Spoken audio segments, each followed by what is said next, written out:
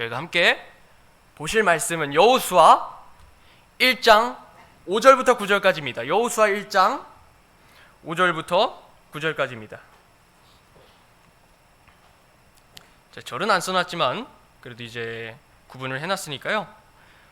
화면을 보시고 또 성경책을 갖고 계신 분들은 성경책을 펴주시면 좋겠고요. 그러면 돌아가면서 읽도록 하겠습니다. 제가 5절, 여러분들이 6절 읽어주시면 될 것 같아요. 내 평생에 아무도 네 앞에 설 수 없으리니 내가 모세와 함께하던 것 같이 너와 함께하리라. 내가 너를 떠나지 아니하며 너를 버리지 아니하리니.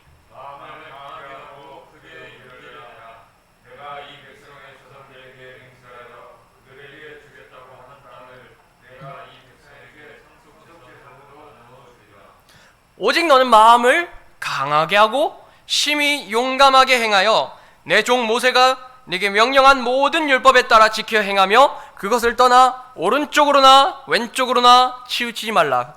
그러면 네가 어디로 가든지 성공하리라.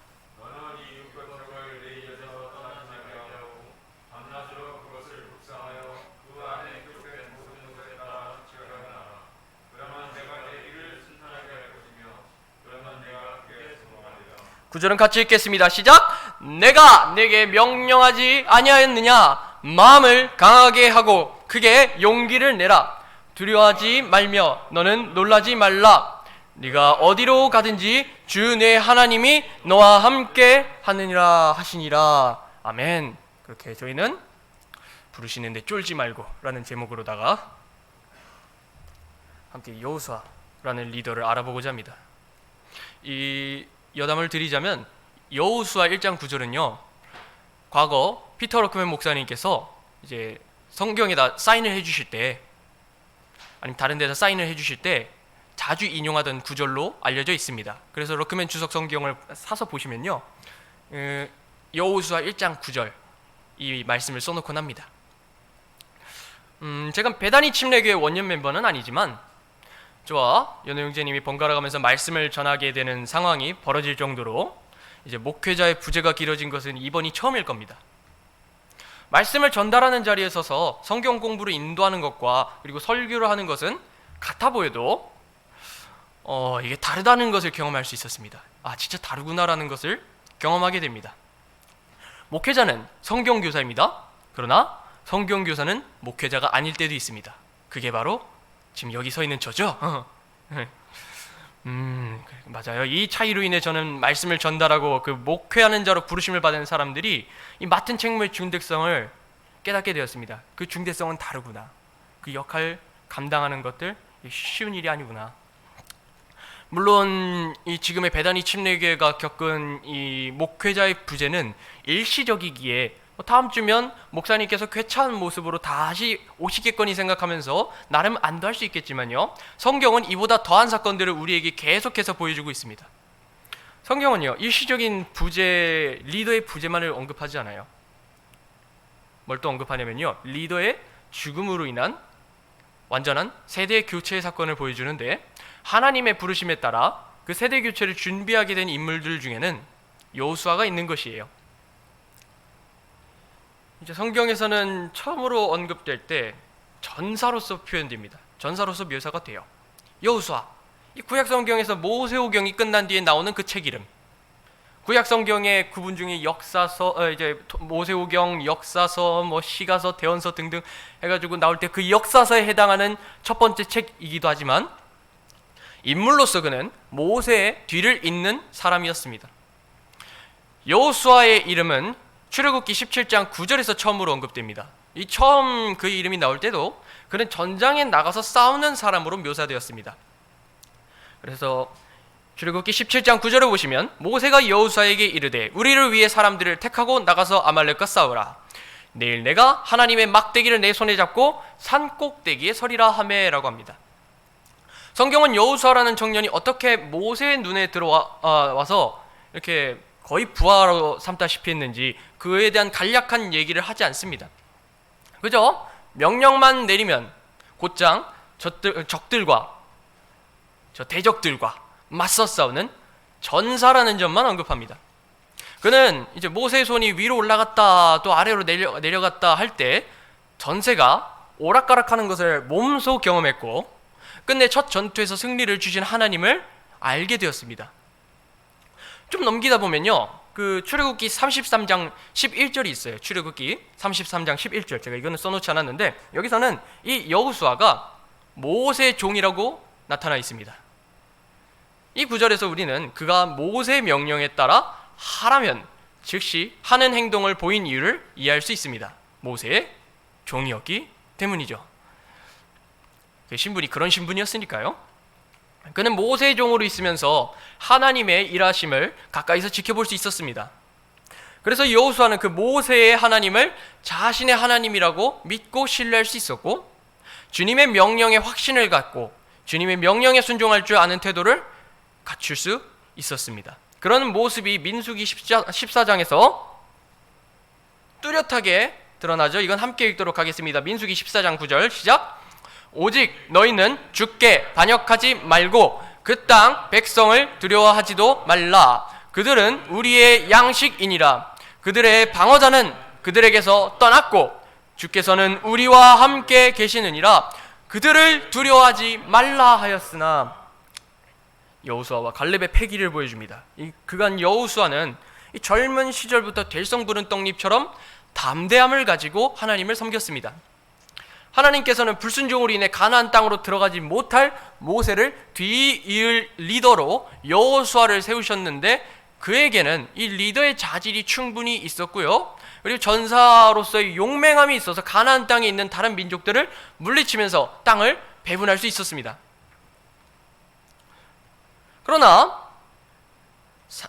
이 민수기 14장으로부터의 시점에서 대략 30년 넘은 시간이 지났어요. 여호수아가 모세를 뒤이을 사람으로 부르심을 받았고 그리고 나름 전투를 하면서 공적을 세웠다고 해서 그가 마냥 신날 수 있었을까요? 이제 공식적으로 세워졌다고 해서 그가 이제 주님을 섬길 수 있겠구나, 와 신난다, 이제 할 수 있는 걸 다 해봐야겠다, 그렇게 할 수 있었을까요? 하나님의 부르심이 확실하다는 것은 깨달아도요, 그 사람에게 다가오는 부담은요 무시할 수가 없어요. 무시할 수가 없습니다. 여호수아에게 있어 부르심에 따른 역할의 부담이 극대화되었던 시기는 바로 모세가 죽었을 때였습니다. 다음 세대는 현 시점의 리더에게서 배움으로 성장하기도 하고 또 일정한 책무를 받아서 수행할 때도 있습니다. 그래서 민수기 27장 23절을 읽어보면요, 모세가 주께서 자기에게 명령하신 대로 행하여 여호수아를 데려다가 제사장 엘르아살과 온 회중 앞에 세우고 그에게 안수하여 그에게 책무를 주되 주께서 모세의 손으로 명령하신 대로 하였더라 라고 되어 있습니다. 즉 다음 세대는 훈련의 시기를 거치지만 막중한 부담을 이렇게 책임질 시기는 아니기에 어느 정도는 여유를 가질 수 있습니다. 어느 정도요? 상대적일 수는 있어요. 어느 정도는 여유를 가질 수 있기는 해요. 여호수아 역시 모세라는 1세대 리더가 있었기 때문에 부르심에 따라서 안수를 받고 임명이 돼서 준비 과정에서 일정한 책무를 수행했습니다. 그러나 당연하게도 여호수아가 맡은 일들은 모세가 맡고 있는 그 막중하고도 큰 책무에 비교할 수 없었습니다. 그렇게 시간이 지나서 모세가 죽고 나니 모세가 맡았었던 그 리더의 책무와 주께서 주신 명령은 고스란히 여호수아가 앞장서서 실행해야만 했는데, 이 여호수아는 모세가 할 수 없었던 명령들도 떠안아야 해서 이 막중함은 불어만 간 겁니다. 커져만 갔고요. 그래서 여호수아 1장 1절부터 읽겠습니다. 한편 주의 종 모세가 죽은 뒤에 주께서 모세의 섬기는 자 눈의 아들 여호수아에게 말씀하여 이르시되, 2절은 같이 읽도록 하겠습니다. 화면에 있습니다. 시작. 내 종 모세가 죽었으니 그러므로 이제 너는 온 백성과 함께 일어나 이 요르단을 건너 내가 그들 곧 이스라엘 자손에게 주는 땅으로 가라 라고 한 겁니다. 모세는 약속의 땅에 들어갈 수 없었기에 이 역할은 고스란히 여호수아에게 맡아진 것이죠. 맡겨진 것입니다. 이전에는 모세를 통해 주의 명령을 전해받아 듣는 위치에 있었지만 이제는 직접 주의 명령을 듣고 또 그 명령을 전달하는 위치에선 여호수아가 된 것이지요. 이것은 오늘날 신약교회에서 전도사가 담임 목사의 책무를 이제 받아서 맡는 행정적인 업무를 맡는 위치에 있다가 목회자가 되어서 교회의 여러 일들을 처리해야 하는 그런 위치에 이르게 되는 것과 같습니다. 그러나 또 교단과 총회마다 차이가 있겠지만 대체로 그렇죠. 하나님께서 사람을 부르시고 세우신 사례들은 참 많습니다. 오늘날에도 하나님께서는 여전히 자신의 사람들을 세우셔서 복음을 전하는 그 역할과 교회를 영적으로 세우는 역할을 감당하게 하십니다. 목사님들은 이러한 부르심에 순종하여 그 역할을 신실하게 감당하죠. 그렇지만 솔직히 이 부르심에 따라 결단을 내리기까지 이 우물쭈물하는 시간을 보내신 분들도 있었을 것입니다. 결과적으로는 결단하여서 주님 제가 하겠습니다, 주님 제가 감당하겠습니다 이러지만 그 결단을 이루기까지의 그 과정이 영 딱 아브라함처럼 딱 떨어지지 못하고 우물쭈물하는 그런 시기가 있을 수 있습니다. 그건 그 사람만 그 사람은 왜 저러지 이럴 게 아니라 지극히 성경적으로 봤었을 때도 정상적인 패턴 중 하나라고 보시면 됩니다. 이미 구약 성경에서는 부르심에 따라 결과적으로 순종하기는 했는데 그 과정에서 주저했던 두 사람이 있었음을 밝힙니다. 그 두 사람이 바로 모세와 예레미야였습니다. 부르심에 즉시 순종하는 사람이 있는가 하면은 주저하는 사람들로 당연히 있어요. 근데 하나님께서 확신을 주심에도 불구하고 하나님께서 내가 널 불렀다, 이 일을 해라 이렇게 말씀하셨음에도 불구하고 우물쭈물하고 주저하게 되는 원인은 그 부르심을 받았다고 하는 사람들이 자신의 약점을 먼저 직시하는 데 있습니다. 자신의 약점을 먼저 바라보는 데 있습니다. 모세의 경우를 한번 볼까요? 이제 출애굽기 4장 10절과 13절이 있는데 10절만 같이 읽도록 하겠습니다. 시작. 모세가 주께 이르되 오 내 주여 나는 말에 능하지 못하나이다. 지금까지도 그러하였고 주께서 주의 종에게 말씀하신 이후에도 그러하오니 나는 말이 느리고 혀가 둔하나이다 하매. 그리고 13절은요. 그가 이르되 오 내 주여 원하건대 주께서 보내시라는 자의 손을 통해 보내소서 하매 라고 합니다. 초기 40년 동안 이집트에서 우수한 가르침을 받았던 모세라 해도요 40년이라는 또 다른 긴 시간 동안 양떼를 지키면서 이 사람과 만나고 대화하기 참 어려운 인생을 보낸다면 말이 둔해질 수밖에 없지요. 그래도 왜 영어도 어떤 영어 말고도 다른 언어도 뭐 사람과 대화를 하고 회화를 해야 실력이 는다고 하잖아요. 그런데 직업상 목자는 양떼를 돌보는 일에 충실해 했기 때문에 뭐 저희처럼 뭐 사람과 사람이 대면하는 그러한 긴 시간을 사람과 사람들이 긴 시간 동안 대면할 수 있는 시간을 가지기는 어려웠을 것입니다. 그래서 모세는 그 약점을 스스로가 알고 있었고 그의 둔한 혀를 근거로 주님 전 안 될 거예요 하는 마음을 가진 채 부르심에 주저했던 것입니다. 그러다가 하는 말이 뭐예요? 주께서 보내시려는 자의 손을 통해 보내소서, 나 말고 딴 사람 시키세요 라고 할 정도로 말입니다. 이 모세 말은 인간적으로 볼 때는 일리가 있었습니다. 어느 정도 언변을 구사할 줄 알아야 상대방을 설득시킬 수 있습니다. 말도 버벅거리고 답변도 제대로 못하고 더듬는 사람이나 언변이 뛰어나지 못한 사람은 제 아무리 맞는 말을 해도 상대방을 설득시키는데 어려움을 겪게 되니까요. 저희 대선 토론 보면 아시잖아요. 서로가 대화를 어떤 구도로 싸우느냐, 이게 누가 어떤 언변을 가진 사람이 유리한 고지를 차지하느냐, 그것은 누군가의 토론을 보면은 그 중요성을 잘 알 수밖에 없습니다. 이거 누구 편 드는 거 아니에요. 그냥 토론의 특징이 그렇죠. 언변의 중요성이 그러하잖아요. 근데 예레미야도 동일한 사유로 하나님의 부르심에 토를 달고 말았습니다. 내가 너를 뱃속에 짓기 전에 너를 알았고 네가 태에서 나오기 전에 내가 너를 거룩히 구별하였으며 너를 민족들을 향한 대언자로 세워놓으라 하시기에 그때 내가 이르되 뭐라 그래요? 주 하나님이여 보소서 나는 아이라 말을 할 수 없나이다 하니라. 이번엔 뭐라 그래요? 하나가 더 붙었어요. 저는 아직 N데요. 주님의 말씀을 선포하는 대언자 역할을 맡기엔 자신이 많이 부족하다고 말하는 예레미야는 두 가지 약점을 바라본 것입니다. 첫 번째가 나이고 두 번째가 말의 문제였습니다. 나이가 너무 젊다는 이유로 하나님의 부르심을 의심할 수도 있을 법하고요. 이게 또 심지어 젊음에서 나오는 그 전달 능력의 미숙함, 그것은요 주의 말씀을 전달하기에는 왠지 적합하지 않다 보일 수 있습니다. 이 예레미야가 이렇게 말했는데 가끔 이제 미국을 가다 보면 미국에서 어떤 목사님들이 설교를 하다 보면은 누구는 막 17살에 부르심을 받아가지고 교회에서 목회자로 섬겼다 이런 간증을 하시는 분들이 계세요. 근데 또 그 간증을 하시는 목사님이 막 87이 되신 거예요. 막 70년 넘게 목회 사역을 하시고 그런 걸 보면은 나름 신기하게 돼요. 어떻게 이 부담을 어떻게 견디셨을까? 그런 분들은 어떤 식으로다가 이렇게 나는 말을 할 수 없습니다가 아니라 부르심에 어찌 이렇게 순종할 수 있었을까? 그런 생각이 들 정도로요.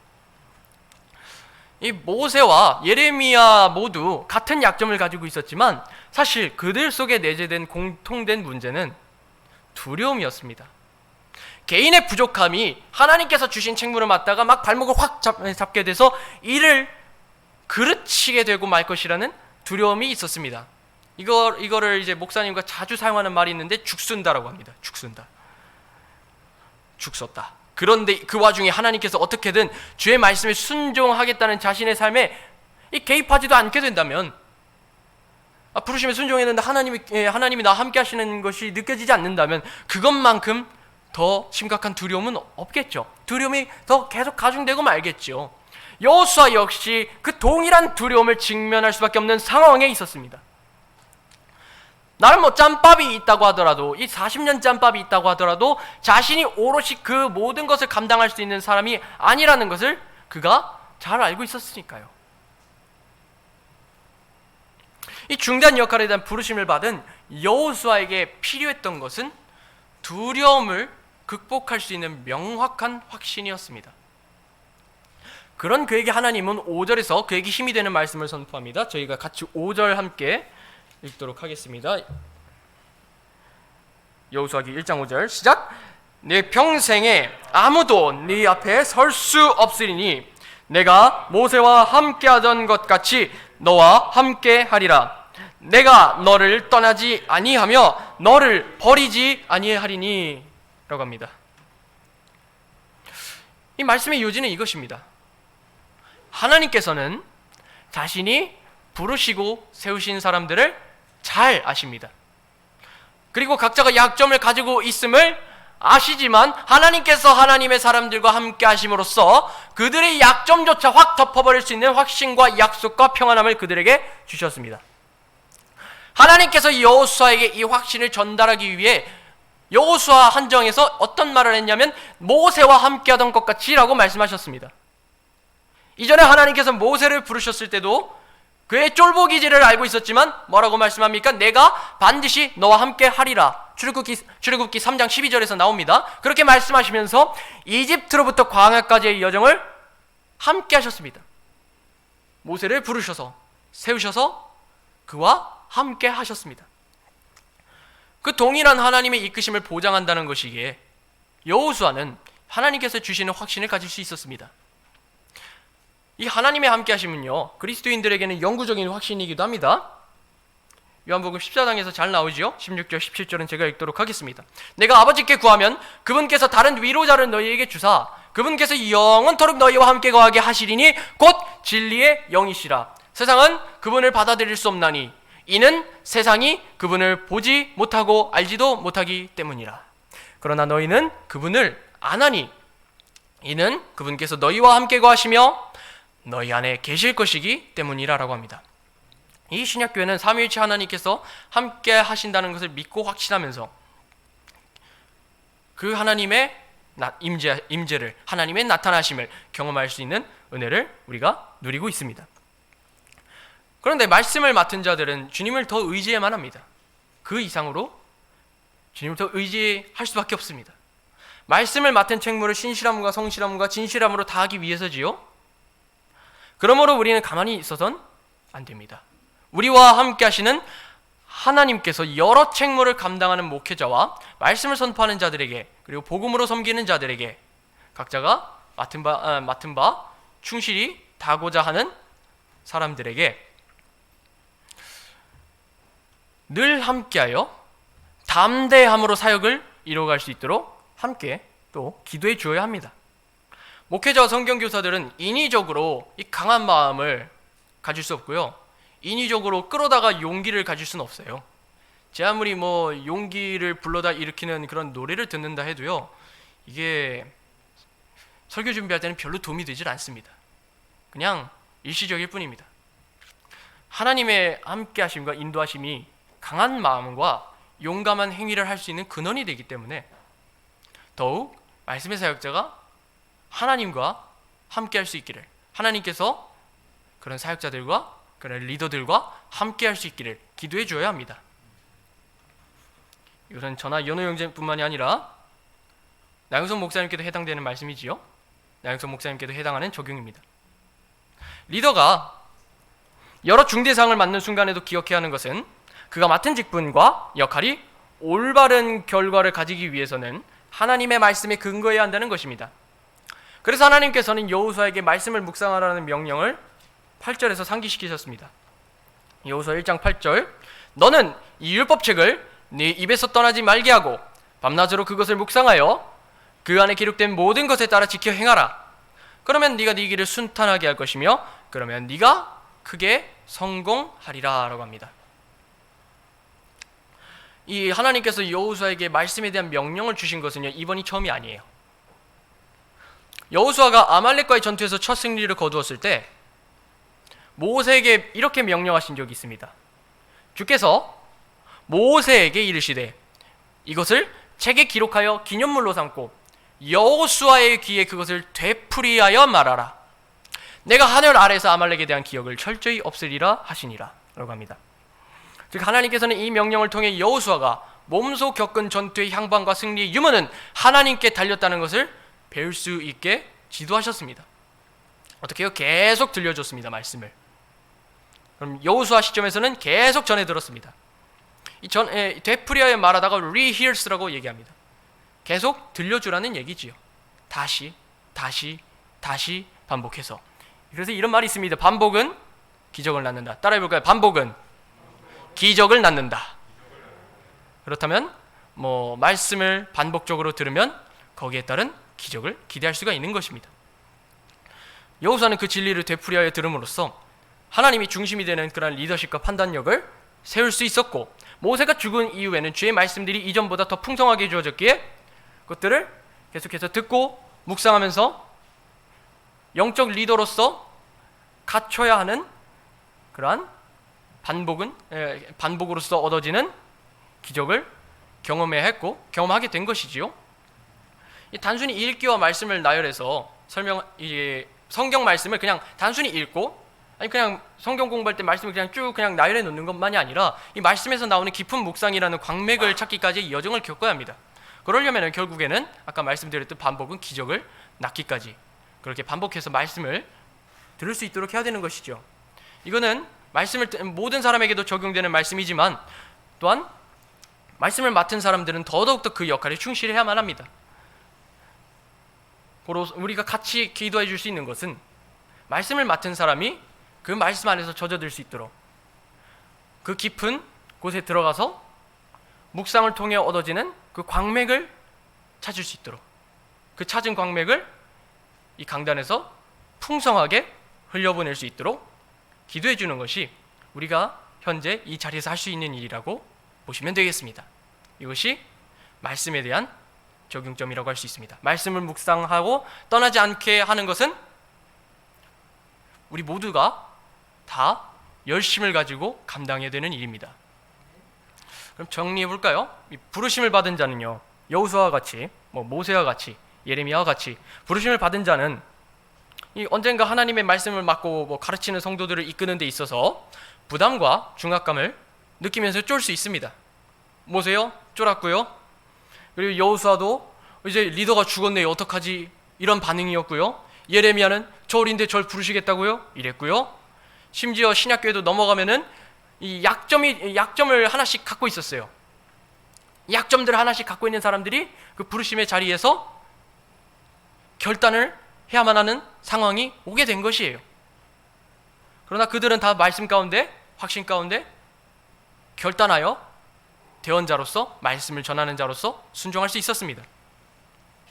그렇다면 오늘날에도 저희는요, 이 말씀을 맡은 자들을 위해서 특히 격려해 주시고 또 기도해 주시면서 이 말씀을 맡은 오늘날의 사람들이 쫄지 않고 맡은 역할의 신실한 종으로서 드러나게 되고, 주 앞에서 신실한 종으로서 드러나서 좋은 평판을 받을 수 있도록 주님의 함께 하심과 이끌어 주심을 기대하면서 기도해 주어야 할 것입니다. 이 시간에는 더더욱더 그러한 기도가 필요합니다.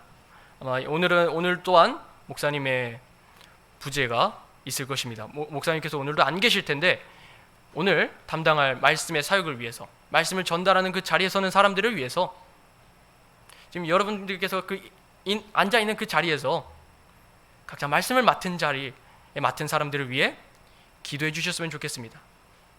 그 자리 가운데 함께 해 주시기를, 그 풍성한 광맥을 우리에게 보여줄 수 있기를, 그 묵상의 광맥과 그 묵상으로부터 오는 그러한 밀려오는 감동을, 그 하나님께서 주시는 그 은혜를 우리가 이 말씀을 전달해 주는 그 사람을 통하여서 동일한 은혜를 누릴 수 있도록 그러한 자리를 얻기까지, 그러한 은혜를 얻기까지 저희가 함께 지금 현 말씀의 사역자들을 위해, 그리고 연우 형제님을 위해 함께 기도해 주시는 그런 시간 가지면 좋을 것 같습니다. 여기서 성경 공부 마치시겠고요. 아침 예배 시작하기 앞서서 함께 말씀을 맡은 자들을 위해서 다 같이 기도하는 시간 갖도록 하겠습니다.